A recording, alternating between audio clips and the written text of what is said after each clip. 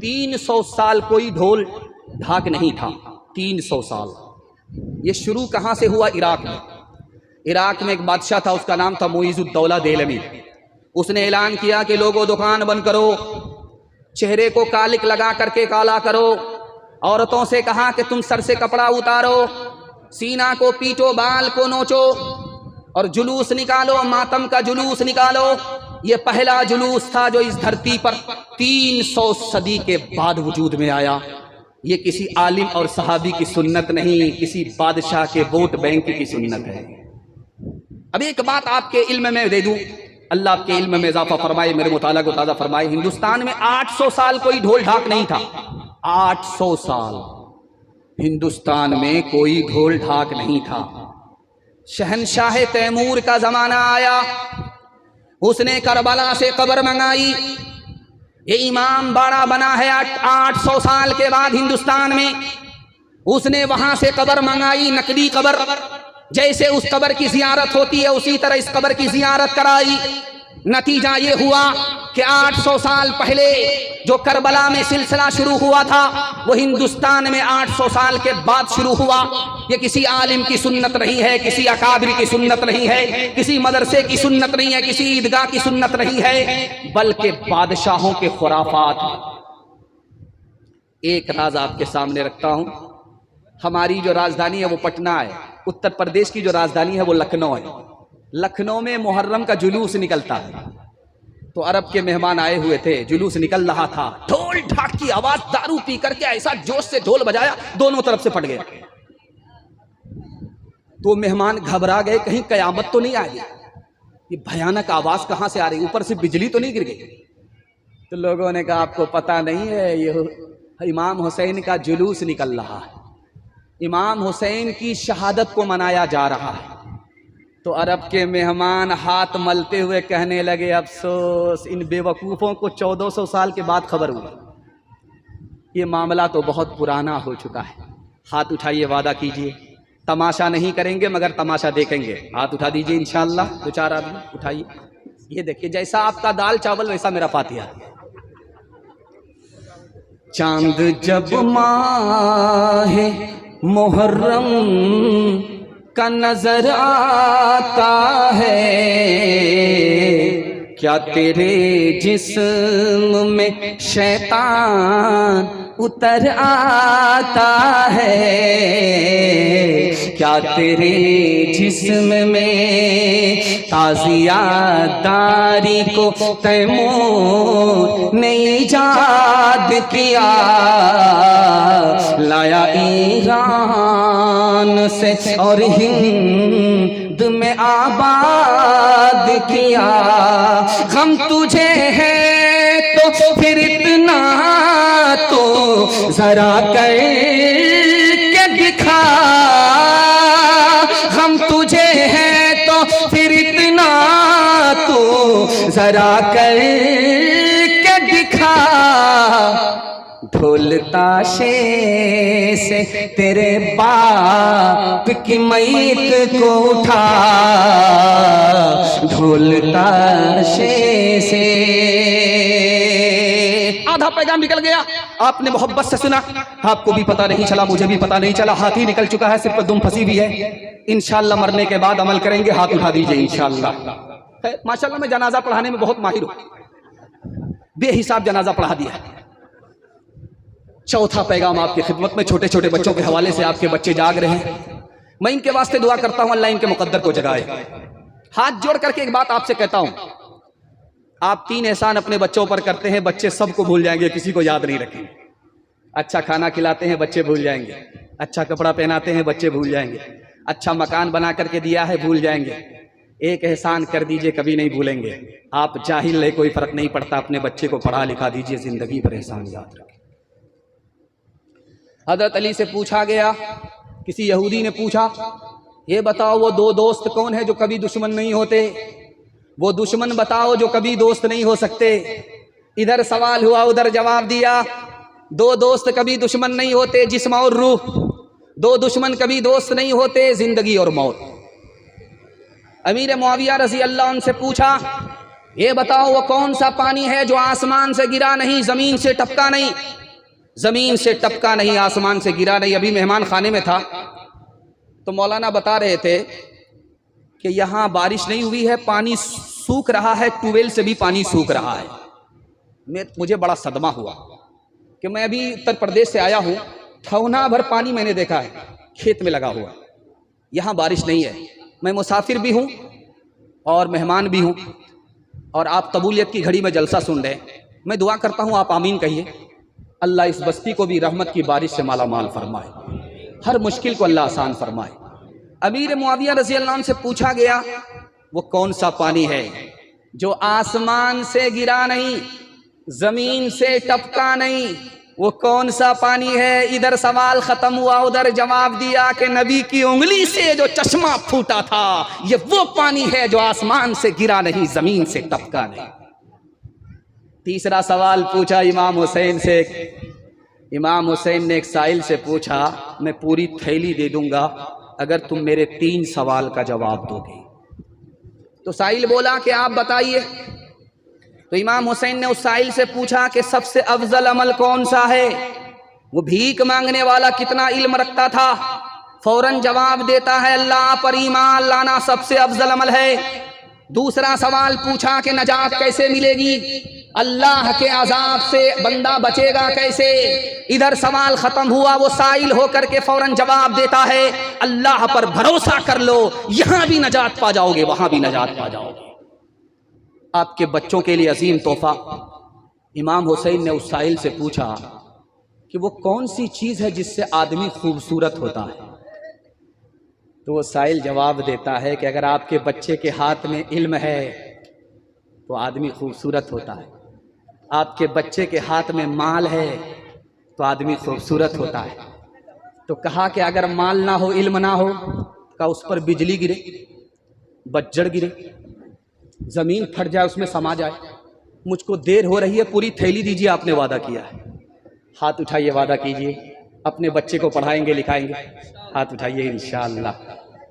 Doctor का fees नगद होगा, मदरसे का चंदा उधार, हाथ उठाइए इंशाअल्लाह। नन्हे से हाथ जोड़ के कहती है दिशना काम, कहती है दिशना काम, फरमाइए कि आज ये आएगी कैसी शाम, आएगी कैसी शाम, बतलाइए मुझे कि यतीमी है किसका नाम, यतीमी है किसका नाम। आँखों से खूब बहा के ये कहने लगे इमाम, कहने लगे इमाम, बेटी न पूछ कुछ ये, बेटी न पूछ कुछ ये मुसीबत अजीम है, मर जाए जिसका बाप वो बच्चा यतीम है, बच्चा यतीम है। कूफा के लोग कितने मक्कार होते थे, मैं आपको दिखाने के लिए जा रहा हूं। इमाम हुसैन को खत लिखा गया, कूफा के लोगों ने खत लिखा, आप आइए, हम साथ देंगे, आपके लिए गर्दन कटा देंगे। तो इमाम हुसैन ने कहा कि मैं ऐसे नहीं जा सकता, मैं अपने आदमी को भेज करके देखूंगा कि तुम सच्चे हो या झूठे हो, गर्दन कटाने वाले हो या गर्दन बचाने वाले हो। उन्होंने अपने कासिद को जब भेजा तो 40,000 का लश्कर इमाम हुसैन के लिए तैयार हो गया।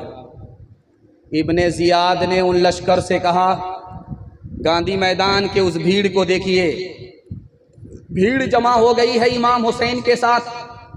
अल्लाह करे कि उस भीड़ में इखलास हो, उसके असर को अल्लाह क़यामत तक बाकी रखे। भीड़ कामयाबी की ज़मानत नहीं है, भीड़ का खुलूस कामयाबी की ज़मानत है। 40,000 का लश्कर इमाम हुसैन के लिए सर कटाने के लिए खड़ा हुआ, लेकिन इब्ने जियाद ने एक धमकी दी कि अगर तुम इमाम हुसैन का साथ नहीं छोड़ोगे, तुम्हारे सरदार को हम चुन चुन करके हलाक कर देंगे। वो भीड़ गायब होने लगी, एक एक करके लोग पतली गली से निकलने लगे। शाम तक ऐसे गायब हो गए, 40,000 का लश्कर ऐसे गायब हो गया जैसे गधे के सर से सिंह गायब हो गया। ये थे कूफा के लोग। दूसरे नमूने को आप बहुत ध्यान से सुनिएगा।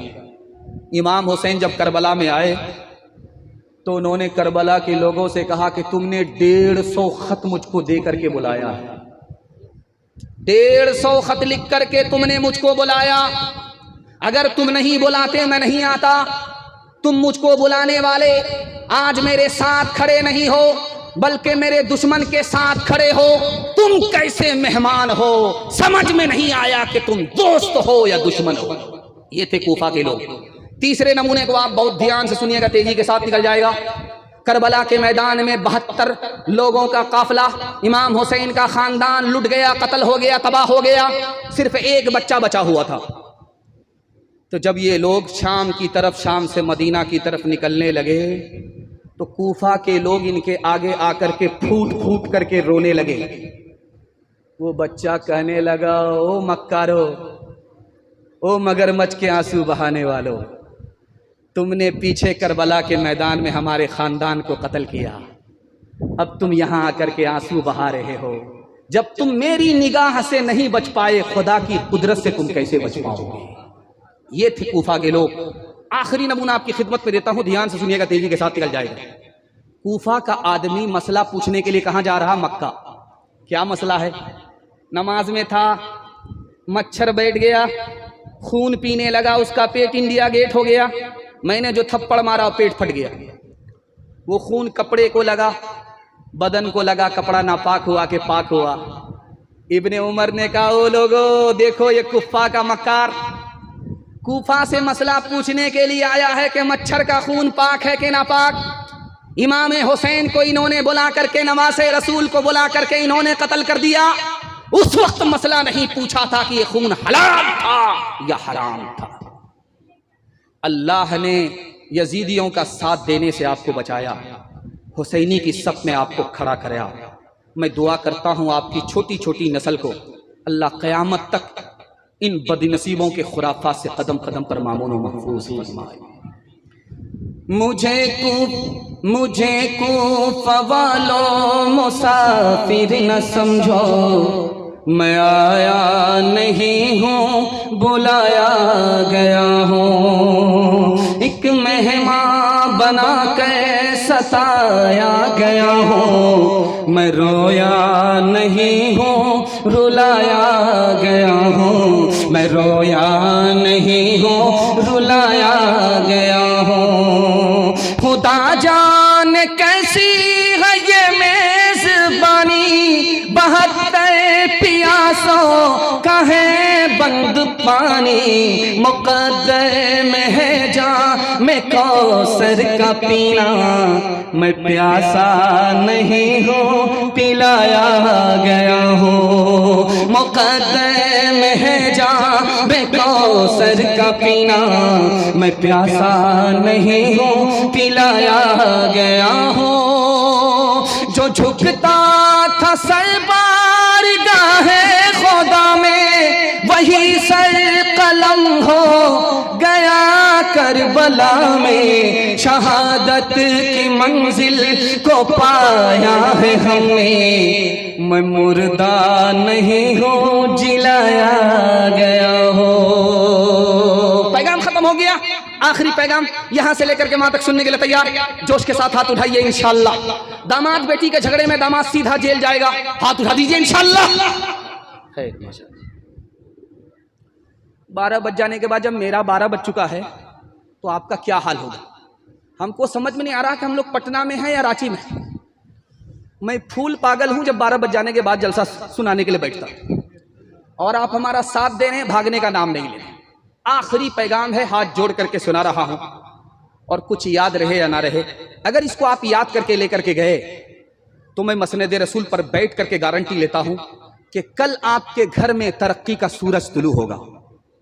अल्लाह जमीन की पस्ती से आपको उठाएगा, इज्जत की चोटी पर पहुंचाएगा। आज देख लीजिए, पूरे हिंदुस्तान में मरवाड़ी को तरक्की है, मुसलमान को तरक्की नहीं। गौर कीजिएगा, ये बात मेरी नहीं है, मौलाना वली रहमानी रहमतुल्लाह अलैह, अल्लाह उनकी कब्र को नूर से भर दे, उन्होंने किताब लिखी, उसका नाम है अदलिया और समाज। उस किताब में लिखा कि पूरे समाज में, हिंदुस्तान में सिर्फ एक समाज तरक्की कर रहा है, उसका नाम है मरवाड़ी। और मरवाड़ी को तरक्की क्यों है? 2 वजह से। मरवाड़ी का मुकदमा अदालत में जाता ही नहीं। आप जाइए अपनी कचहरी में जाकर के पूछिए, हाई कोर्ट है, सुप्रीम कोर्ट है, पूछिए वकीलों से, मरवाड़ी का मुकदमा आता है तो वो डायरेक्ट बोलेगा आता ही नहीं। क्यों भाई? मरवाड़ी का झगड़ा होता है? होता है, लेकिन घर में बैठ करके हल हो जाता है, अदालत में नहीं जाता। इसलिए मरवाड़ी को तरक्की है। 2011 की रिपोर्ट उठाइए, मुसलमानों का झगड़ा अदालत में कितना है? सिर्फ डोरी एक्ट का झगड़ा 33 हजार एक जिला में चल रहा है। इस घर को आग लग गई, घर के चराग। और मरवाड़ी को तरक्की क्यों है? मरवाड़ी की एक आदत है, जब उसमें कोई नीचे गिरता है तो सब लोग मिल करके उसको संभालते। 100 मरतबा गिरेगा, 100 मरतबा संभालेंगे, जिंदगी भर गिरेगा, जिंदगी भर संभालेंगे। क्यों? कौम का आदमी है, तरक्की से पीछे रह जाएगा, कौम उसको संभाल करके चलती है कि उसको अलग नहीं होने देंगे, तरक्की से पीछे नहीं होने देंगे। मुसलमानों में सपोर्ट की बात तो दूर की है, मदद की बात तो दूर की है, सहारा देने की बात दूर की है। घर में कोई आदमी तरक्की का आसमान अगर छूता है तो घर का ही आदमी उसकी टांग पकड़ करके नीचे करता है, बेटा इतनी जल्दी ऊपर जाने की जरूरत नहीं है। इसलिए मुसलमान को तरक्की नहीं है, मरवाड़ी को तरक्की है। हाथ उठाइए, वादा कीजिए, मोहब्बत से जिएंगे, मोहब्बत से मरेंगे, नफरत नहीं करेंगे, माफ करेंगे, दूसरे की मदद करेंगे, मदद से हाथ नहीं खींचेंगे इंशाअल्लाह। अभी आपने देखा होगा कि रमजान गुजरा, रमजान में एक जुमा आई, उसका नाम था अलविदा जुमा। जुमा आया था, उसका नाम था अलविदा जुमा। चाहे सीतामढ़ी हो, चाहे मुजफ्फरपुर हो, चाहे दरभंगा हो, हर जगह अलविदा जुमा में एक ऐलान हुआ। वो ऐलान क्या था? ईद की नमाज ईदगाह में होगी 9:30 बजे, 8:30 बजे, 7:30 बजे।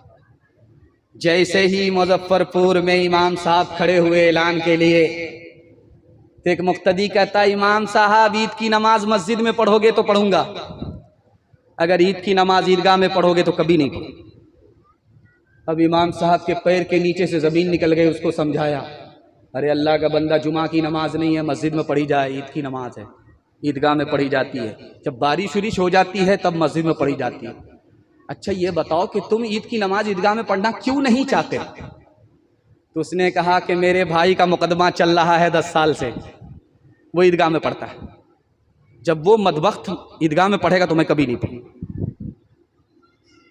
तो इमाम साहब ने कहा कि 2 मिनट में मसला हल कर देते। ईद की नमाज तुम भी ईदगाह में पढ़ोगे, वो भी ईदगाह में पढ़ेगा, वो एक किनारे में पढ़ेगा, तुम एक किनारे में पढ़ना। जब नमाज खत्म हो जाएगी वो अलग रास्ते से चला जाएगा, तुम अलग रास्ते से चले जाना। सांप भी मर गया, लाठी भी बच गई। तो खफा होकर के कहता है कि आप एक किनारे की बात करते हो, अगर मुझे पता चल गया कि मेरा भाई जन्नत में गया है तो मैं जन्नत में भी नहीं जाऊंगा। जिंदाबाद जिंदाबाद ऐ मोहब्बत जिंदाबाद, जिंदाबाद जिंदाबाद ऐ मोहब्बत जिंदाबाद। मंदिर में तू, मस्जिद में तू ही है ईमानों में, मुरली की तानों में तू, और तू ही है आज़ानों में। मुरली की तानों में तू, और तू ही है आज़ानों में। तेरे ही दम से दीनो धर्म की, तेरे ही दम से दीनो धर्म की दुनिया है आबाद। जिंदाबाद जिंदाबाद ऐ मोहब्बत जिंदाबाद। ताज हुकूमत जिसका मजहब, फिर उसका ईमान कहाँ। जिसके दिल में प्यार न हो वो पत्थर है इंसान कहाँ। जिसके दिल में प्यार न हो वो पत्थर है इंसान कहाँ। प्यार के दुश्मन होश में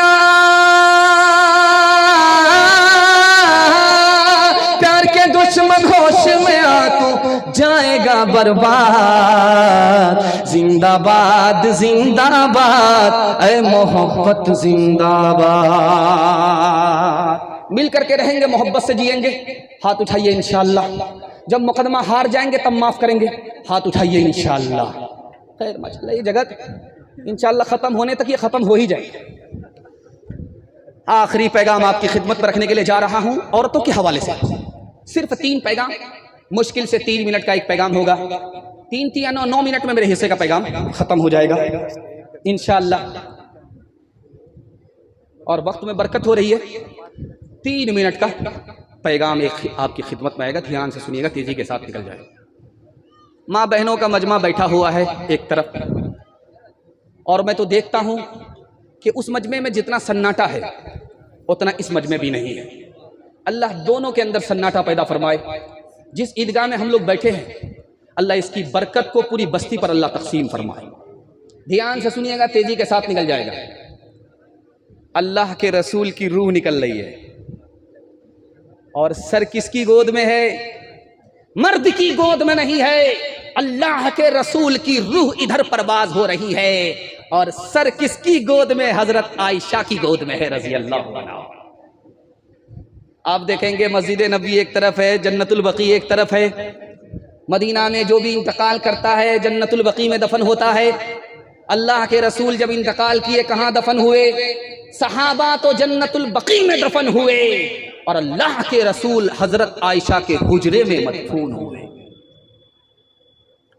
जब हजरत आयशा के ऊपर उंगली उठी तो अल्लाह के रसूल ने हजरत उस्मान से पूछा, उस्मान मेरी बीवी आयशा कैसी है? अच्छी औरत है या बुरी औरत है? तो हजरत उस्मान ने कैसा प्यारा जवाब दिया है, अल्लाह हजरत उस्मान को जज़ाए खैर दे। उन्होंने कहा, या रसूल अल्लाह, आपके पैर में जूता था, आप जूता पहन करके मस्जिद में दाखिल हो जाते थे, खुदा मना नहीं करता था, लेकिन एक दिन आपके पैर में जूता था, जूते में नजासत थी, अल्लाह ने आपको मस्जिद के अंदर दाखिल होने नहीं दिया, कहा कि पहले जूता उतारो। अगर आपकी बीवी आयशा बुरी औरत होती तो आपके बिस्तर पर उसको आने की इजाजत नहीं होती। सुभान अल्लाह। हजरत अली से अल्लाह के रसूल ने पूछा, अली आयशा के बारे में क्या कहते हो? आयशा अच्छी औरत है कि बुरी औरत है? हजरत अली ने कहा कि या रसूल अल्लाह, मैंने पूरी जिंदगी देखा है आपके जिस्म पर कभी मक्खी नहीं बैठी। दुनिया का पहला इंसान मेरी नजर में आपकी शख्सियत है। मैंने पूरी जिंदगी देखी कि आपके जिस्म पर कभी मक्खी नहीं बैठी। अगर आयशा खराब औरत होती तो आपके पाक बिस्तर पर उसको बैठने की इजाजत नहीं होती। सुभान अल्लाह। माँ की उम्र बराबर, बेटी की उम्र बराबर, एक जगह माँ भी बैठी है, बेटी भी बैठी है। आप बोलेंगे कि माँ और बेटी की उम्र बराबर कैसे हो सकती है? हो सकती है। माँ सौतेली हो, बेटी सौतेली हो, तो दोनों की उम्र बराबर हो सकती है।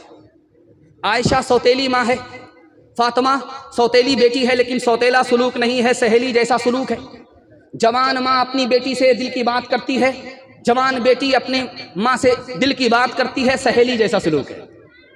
माँ की मजलिस में, आयशा की मजलिस में फातिमा मुस्कुरा रही है, तो माँ ने कहा, खबरदार फातिमा, हंसने का मौका नहीं है, क्यों हंस रही हो? मुस्कुराने का मौका नहीं है, क्यों मुस्कुरा रही हो? तो हजरत फातिमा ने कहा कि अम्मा, ख्याल आया, मैं तो रसूलुल्लाह की बेटी हूँ, तुम तो अबू बकर की बेटी हो। समझ में आ गया? बेटी को फख्र हो रहा है, अदब भी देना है, हौसला भी देना है। तो हजरत आयशा ने कहा कि बेटी, तुमने सच कहा, उसी नबी के सत्ते में ईमान मिला, उसी नबी के सत्ते में कुरान मिला, उसी नबी के सत्ते में इस्लाम मिला। बेटी तुमने सच कहा, लेकिन बेटी मुझे भी हंसी आ रही है। अब फातिमा के कान खड़े हुए कि माँ को किस बात पर हंसी आ रही है। कहा कि बेटी, तेरा वक्त आएगा, तू कब्र में पहुँचेगी, मेरा वक्त आएगा, मैं कब्र में पहुँचूंगी। बेटी, जब तेरे हक में फैसला होगा तू कब्र से निकल करके जन्नत में जाएगी। बेटी, जब मेरे हक में फैसला होगा मैं कब्र से निकल करके जन्नत में जाऊंगी। लेकिन बेटी, मुझे हंसी इस बात पर आ रही है कि जब तू जन्नत में जाएगी तेरे हाथ में अली का हाथ होगा। बेटी, जब मैं जन्नत में जाऊंगी मेरे हाथ में रसूलुल्लाह का हाथ होगा। अल्लाह अल्लाह, कितना ऊंचा आयशा का है मकाम, हश्र तक उन्हीं के घर पे है मोहम्मद का क़याम, जिस पे बांधा था खुदा के दुश्मनों ने इत्तिहाम। आज तक इंसान शर्मिंदा दा है उस इल्जाम पे,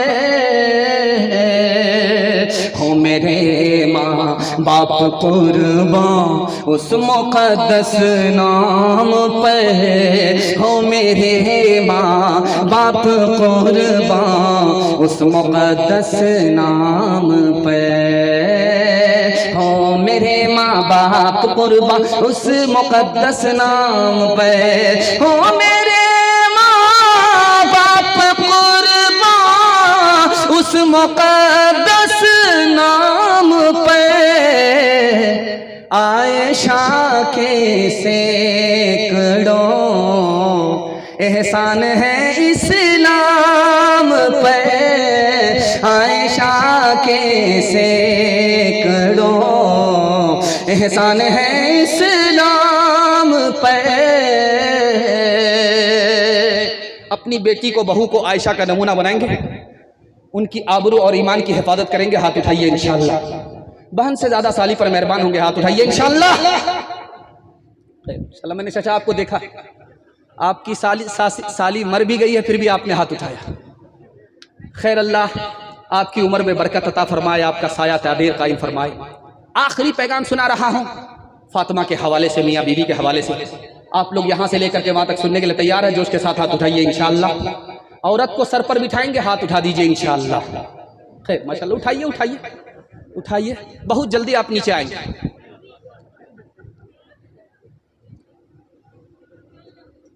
हजरत अली रजी अल्लाह तआला अन्हु ने अल्लाह के रसूल से बड़ा खतरनाक सवाल किया, या रसूल अल्लाह ये बताइए कि फातिमा से ज्यादा मोहब्बत है या मुझसे ज्यादा मोहब्बत है? कितना खतरनाक सवाल है। और अल्लाह के रसूल तो अल्लाह के रसूल है, चुटकी में जवाब दिया। अल्लाह के रसूल ने कहा, अली मोहब्बत तो फातिमा की ज्यादा है, लेकिन मेरे दिल में इज्जत आपकी ज्यादा है। आपकी इज्जत फातिमा से भी ज्यादा है और फातिमा की मोहब्बत आपसे ज्यादा है। अल्लाह के रसूल ने सांप भी मार लिया, लाठी भी बचाई। हजरत फातिमा ने आकर के कहा, या रसूल अल्लाह, अली से आपने मेरा निकाह कर दिया, उसकी आंख कमजोर है।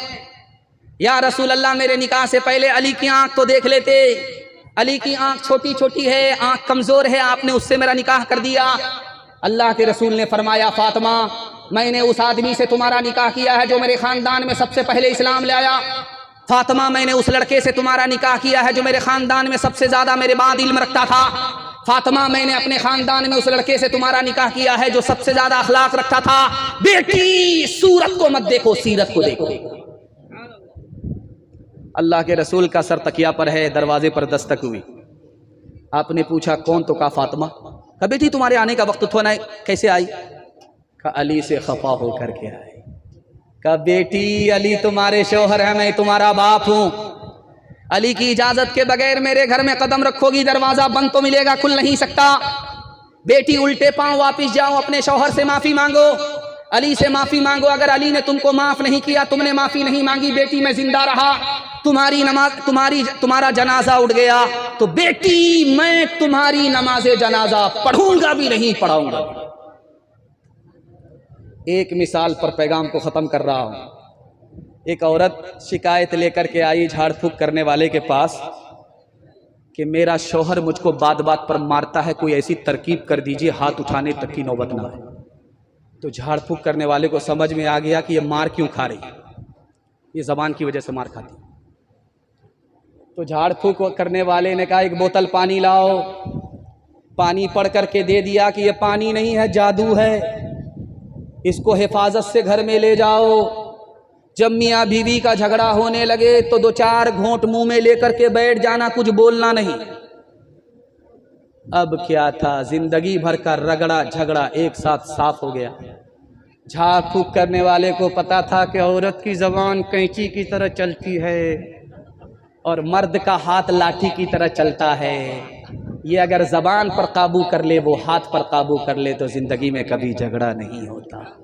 राबिया बसरी सा अपने दिल में पैदा कर कमाल, हजरत आयशा सिद्दीक़ा की बन जा तू मिसाल। फातिमा ज़हरा की सीरत का ज़रा करना ख्याल, जिंदगी में गम भी आए तो न होना तो निढाल। अपने शौहर की है ताज तुझ पे लाजिम है सदा, हुक्म मौला है यही है, हुक्म मौला है यही है, और कौले मुस्तफा। माशाअल्लाह एक जवान उठकर कहा, मुझे लगा कि ये ज़्यादा चोट खाया हुआ अपनी बीवी की तरफ से, खैर जल्दी से आया, वो छुप गया है, उसका चेहरा मैं देख नहीं रहा। माशाअल्लाह जलसा ख़त्म होने तक वो नज़र नहीं आए।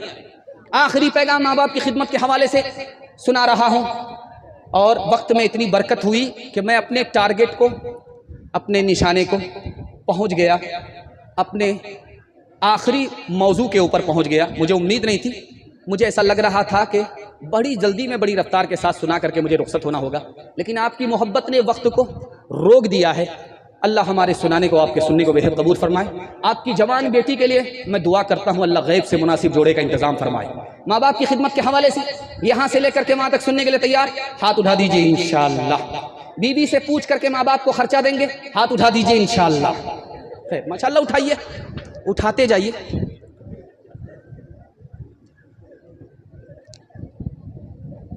तीन आदमी से बड़ा दुनिया में कोई नहीं हो सकता, कितनो ही पैसा वाला हो जाए, कितनो ही कुर्सी वाला हो जाए, तीन आदमी के सामने उसको छोटा ही होना पड़ता है, वो बड़ा नहीं हो सकता।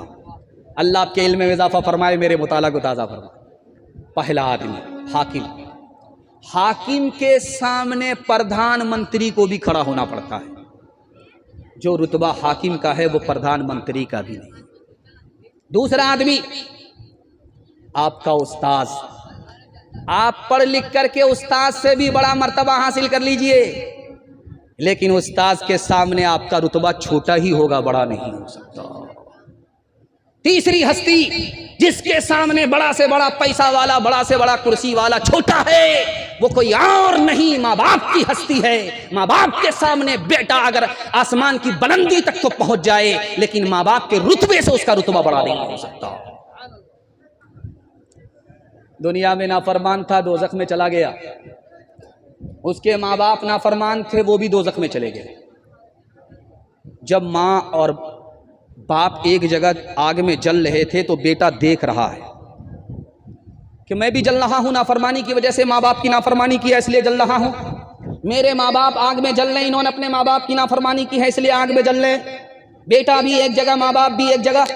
उसको एहसास हुआ कि मालिक, मेरे माँ बाप की तकलीफ मुझको देखा नहीं जाता, इसका गुनाह मेरे सर पर डाल दो, दोज़ख में मेरी मुद्दत को बढ़ा दो, लेकिन खुदा के वास्ते मेरे माँ बाप को दोज़ख से निकाल दो। अल्लाह ने कहा कि तू दुनिया में तो बड़ा नाफरमान था और दोज़ख में आकर के माँ बाप की तरफदारी करता है। चलो मेरा भी फैसला सुन लो, तुम्हारे माँ बाप भी जन्नत में जाएंगे और तुम माँ बाप की तरफदारी के नतीजे में माँ बाप के साथ जन्नत में जाओगे। आखिरी नमूना आपकी खिदमत में देता हूँ। ये सीतामढ़ी है, मुजफ्फरपुर है, दरभंगा है, हर जगह जब लड़की की शादी होती है, नई लड़की जब ससुराल जाती है तो जल्दी वापस आ जाती है। 3 दिन में वापस आ जाएगी, 2 दिन में वापस आ जाएगी, 1 दिन में वापस आ जाएगी। नई लड़की पहली बार जब ससुराल जाती है तो जल्दी आ जाती है, लेकिन जब लड़की ससुराल से मैके आती है तो क्या होता है ये सुनाने के लिए जा रहा हूँ। मोहल्ले की सारी औरतें, मोहल्ले की सारी औरतें, बस 1 मिनट रुक जाइए, 1 मिनट रुक जाइए बाबू, 1 मिनट रुक जाओ, 1 मिनट रुक जाओ, बाद में देना। बस मैं इस नमूने को मुकम्मल कर दूं, उसके बाद चाय पिलाना, बस तुम अगला प्रधानमंत्री बनोगे।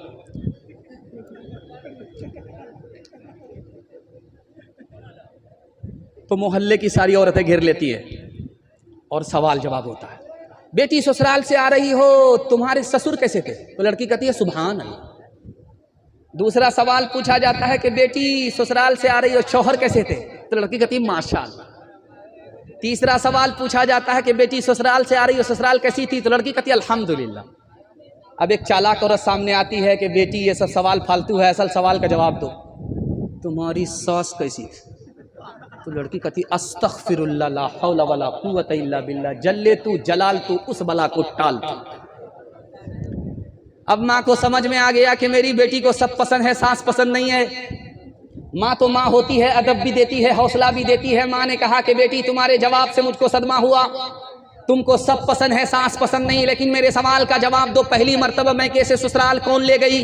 तो कहा सास आई थी, 100 लड़की को चुना, 99 को कैंसिल किया, मुझको पसंद किया, बेटे की बहू बनाकर मैं कैसे ससुराल ले गई। अब माँ ने मौके का चौका मारा, बेटी ये सास का ही एहसान है, इतनी अच्छी ससुराल मिल गई, ये सास का ही एहसान है, इतने अच्छे शौहर मिल गए। बेटी सास बला और मुसीबत नहीं, कभी माँ और कभी माँ से बढ़कर होती है।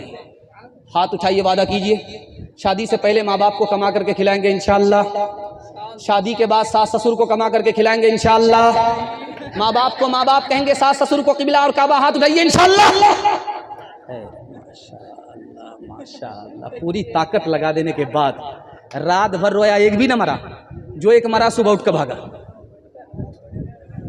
माता पिता की चाह को बेटा जो ठुकराए, माता पिता की चाह को बेटा जो ठुकराए, समझो उस परिवार का, समझो उस परिवार का सब कुछ गवा पिलाए, सब कुछ गवा पिलाए। सास को जब कोई बहू पग पग दे इल्जाम, सास को जब कोई बहू पग पग दे इल्जाम, उस घर से बरकत गई, उस घर से बरकत गई, नरक हो गया धाम, नरक हो गया धाम।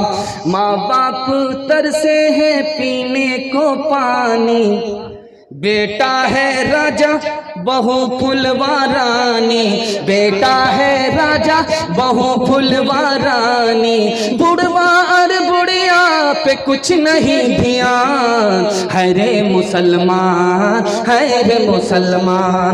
माँ बाप भाई बहन को रुलाए, बीवी को बाहर से लाकर खिलाए, कल तेरी औलाद, कल तेरी औलाद लेगी परांग, है रे मुसलमान, है रे मुसलमान, है रे मुसलमान, है रे मुसलमान। कि शहीद होता कौन है?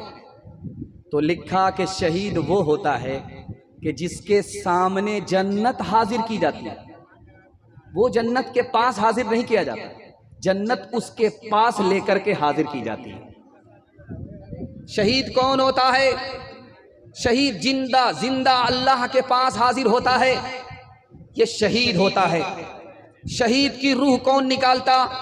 तो लिखा मलकुल मौत नहीं निकालता। जिस वक्त शहीद की रूह कब्ज होती है तो मलकुल मौत आता है, तो अल्लाह कहता है तुम पीछे हटो, मैं अपने बंदे की रूह खुद निकालूंगा। शहीद की रूह अल्लाह निकालता है। शहीद की जब गर्दन कटती है तो उसको कोई तकलीफ नहीं होती। कैसे? मिस्र की औरतों ने यूसुफ के हुस्न को देखा, हाथ काट लिया, तकलीफ नहीं हुई। जब शहीद की गर्दन कटने वाली होती है, खुदा सामने आ जाता है, उसके हुस्न को देखकर वो डूब जाता है, उसको उसकी गर्दन इधर कट जाती है, उसको तकलीफ भी नहीं होती है। शहीद को क्या इज्जत अल्लाह देता है? जब शहीद की शहादत अमल में आ जाती है तो फरिश्ता पूछता है कि इसको नहाया जाए कि नहीं, तो अल्लाह की तरफ से जवाब आता है कि ये तो खून से नहाया हुआ है, इसको नहाने की जरूरत नहीं। फरिश्ता कहता है कि इसके कपड़े बदल दें, तो अल्लाह कहता है कपड़े बदलने की जरूरत नहीं है, ये खून के साथ आएगा, उस खून को मैं मुश्क में तब्दील कर दूंगा। और शहीद जब खुदा के पास आता है तो खुदा उसे कहता है कि तुम दूर मत बैठो, मेरे तख्त के करीब आ जाओ। अल्लाह हमें भी राह खुदा में सर कटाने की तौफीक अता फरमाए। हाथ उठाइए, वादा कीजिए, माल दे करके जान देंगे और जान दे करके ईमान बचाएंगे इंशाअल्लाह। सरफरोशी की तमन्ना अब हमारे दिल में है, देखना है जोर कितना बाजुए कातिल में है,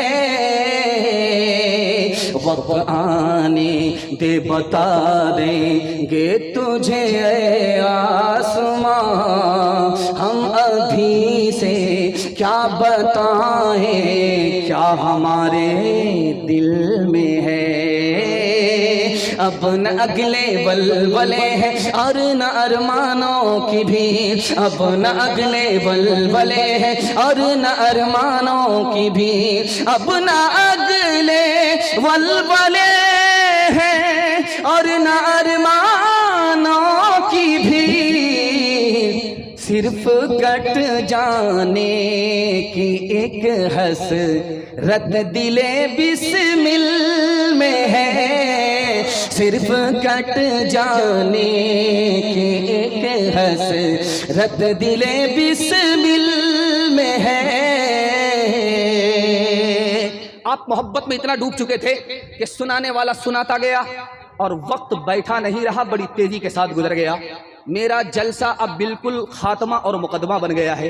अगर आप सो करके सुनेंगे तो जनाजा में इंशाल्लाह पढ़ाई दूँ। पहला पैगाम आपकी खिदमत में बिस्मिल्लाह खाता खोल रहा हूँ। अल्लाह हमारे सुनाने को, आपके सुनने को बेहद कबूल फरमाए। एक राज की बात बहुत रफ्तार के साथ मैं आपको सुनाने के लिए जा रहा हूँ कि आदमी ख्वाब देखता है, वो कब तक पूरा हो सकता है? उस ख्वाब को पूरा होने में 50 साल भी लग जाता है। आज आपका सर तकिया पर था, आपने कोई ख्वाब देख लिया, ये ख्वाब सच्चा होने में कितना वक्त लग सकता है? तो लिखा कि 1 महीना भी, 1 साल भी, 50 साल भी। मदीने में अल्लाह के रसूल ने ख्वाब देखा, मेरे नवासे को सिया सफेद रंग का कुत्ता खून में लथपथ कर देगा। ये ख्वाब 50 साल के बाद पूरा हुआ। जब इमाम हुसैन करबला के मैदान में पहुंचे तो शमर नाम के आदमी ने सजदे में सर उड़ाया था। यह आदमी सियाह रंग का था और मुंह पर सफेद दाग था। ख्वाब के मुताबिक यही सियाह सफेद रंग का कुत्ता साबित हुआ। जो ख्वाब मदीने में देखा गया वो 50 साल के बाद करबला में पूरा हुआ। एक राज की बात आपको सुन करके बड़ी हैरत होगी। इमाम हुसैन जब दुआ देते थे, दुआ कबूल हो जाती, बद्दुआ करते थे, बद्दुआ कबूल हो जाती। लेकिन करबला में तलवार उठाई दुश्मन के खिलाफ, तलवार ने कोई असर नहीं किया। राज क्या है? एक लाइन में ये मुताला आपकी खिदमत में रखने के लिए जा रहा हूं। सही इब्ने हब्बान में लिखा है कि अगर तलवार जौहर दिखाती, यजीद की गर्दन कट जाती, इब्ने ज़ियाद की गर्दन कट जाती। इमाम हुसैन जो मक्का से चले थे, मदीना से चले थे, करबला के मैदान में आए थे, अगर यजीद के लश्कर को शिकस्त देते तो हुकूमत मिलती। नाना ने नवासे के लिए हुकूमत को पसंद नहीं किया, जो हुकूमत से बढ़कर शहादत थी उसको पसंद किया। इसलिए करबला के मैदान में आकर के मुकद्दर का सिकंदर बन गए, शहादत हासिल किया, यजीद को शिकस्त नहीं दे पाए। हाथ उठाइए, वादा कीजिए, दूसरे की मुसीबत को देख करके हंसेंगे। हाथ उठाइए इंशाअल्लाह। आप कन्या के भी मामू हैं, दुल्हा के भी मामू। आप दोनों तरफ से हाथ उठा रहे हैं। जो दहकती आग के शोलों पे सोया, वाह हुसैन, वाह हुसैन, जिसने अपने जो दहकती आग के शोलों पे सोया, वाह हुसैन, जिसने जो जवां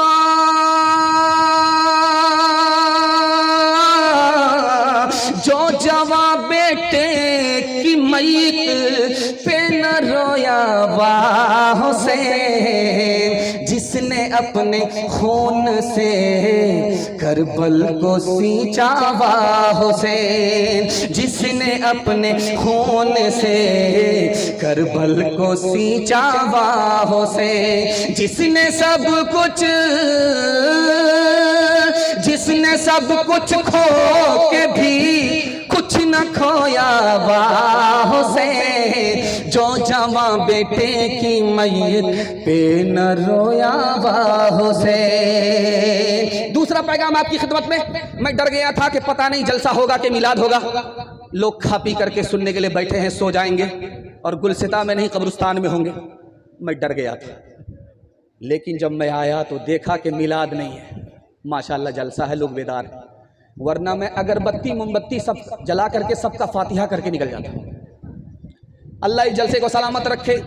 जब मैं आया इस बस्ती के किस्से को सुना तो दिल खुश हो गया कि इस बस्ती पर अल्लाह की ख़ास इनायत है कि ये लोग गुनाह में पड़ना चाहते हैं लेकिन खुदा टांग खींच करके इनको बचाना चाहता है। अल्लाह इस सिलसिले को क़यामत तक कायम रखे। हमारे जवानों को हर खुराफात से अल्लाह कदम कदम पर मामून महफूज फरमाए। दूसरा नमूना आपकी खिदमत पर रखता हूँ, ध्यान से उसको सुनिएगा, तेजी के साथ निकलेगा। मस्जिद से सहाबी रसूल निकल रहे हैं, हजरत अबू बकर नाम है, निकले, एक छोटा सा बच्चा को देखा, गोद में उठाया, उसको चूमने लगे। पीछे हजरत अली। हजरत अली ने कहा कि अबू बकर, पता है कि जिस बच्चे को चूम रहे हो, जिसको तुमने गोद में लिया और उसकी पेशानी को बोसा दे रहे हो, उसके चेहरे को चूम रहे हो, ये बच्चा किसका है? तो अबू बकर रजी अल्लाह अन्हु ने फरमाया कि पता है कि अली का बेटा है, नबी का चेहरा है, इसलिए चूम रहा। दूसरे नमूने को आपकी खिदमत में रखता हूं। मुल्क शाम से अमीर मुआविया रजी अल्लाह अन्हु ने कासिद को भेजा कि मदीना जाओ, मदीना जा करके जवान से मेरे लिए दुआ कराओ। अगर उस जवान ने मेरे लिए दुआ कर दिया, मेरी दुनिया भी बन जाएगी, मेरी आखिरत भी सवर जाएगी। का मैं तो जा रहा हूँ उस जवान से दुआ करने के लिए, नाम पता तो बता दो। का नाम पता बताने की जरूरत नहीं है, वो एक ही जवान है, चांद है, लाखों में एक है, करोड़ों में एक है। बेटा तो अली का है, अदा नबी की है, जिसमें नबी की अदा छलक जाए वही हुसैन है, उससे मेरे लिए दुआ कराना। आखिरी नमूना आपकी खिदमत में रखता हूँ और आपसे वादा लेता हूँ, पहले अपने बच्चे को मुसलमान बनाएंगे, बाद में डॉक्टर, प्रोफेसर, इंजीनियर बनाएंगे। हाथ उठाइए इंशाअल्लाह। जहाँ फ्री में तालीम होगी वहीं पढ़ाएंगे। हाथ उठाइए इंशाअल्लाह। माशाअल्लाह, मैं देख रहा हूँ आप लोग कहाँ हैं। जरा जलसा खत्म होने दीजिए, मुलाकात करते हैं।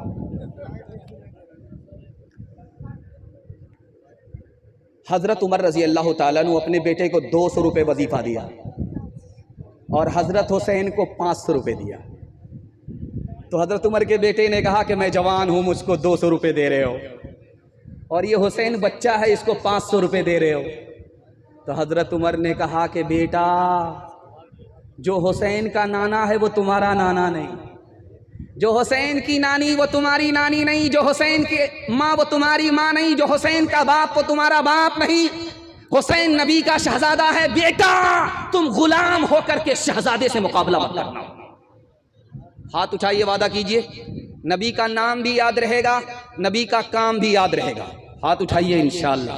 हुसैन का नाम भी याद रहेगा, हुसैन का काम भी याद रहेगा। हाथ उठाइए इंशाअल्लाह।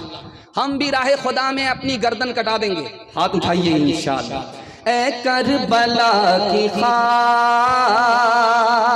उसे एहसान को न भूल, तड़पी है तुझ पे लाश, जिगर को शहे रसूल, खूने हुसैन से कभी तू रंगीन हो गई, सैराब कर गया तुझे खूने रगे रसूल, करती रहेगी पेश शहादत हुसैन की, आजादी हयात का वो सरमदी उसूल, कट जाए सर तेरा गए नेज़े की नोक पर, हर किस न कर इताअते नाहक को तू कबूल, हर किस न कर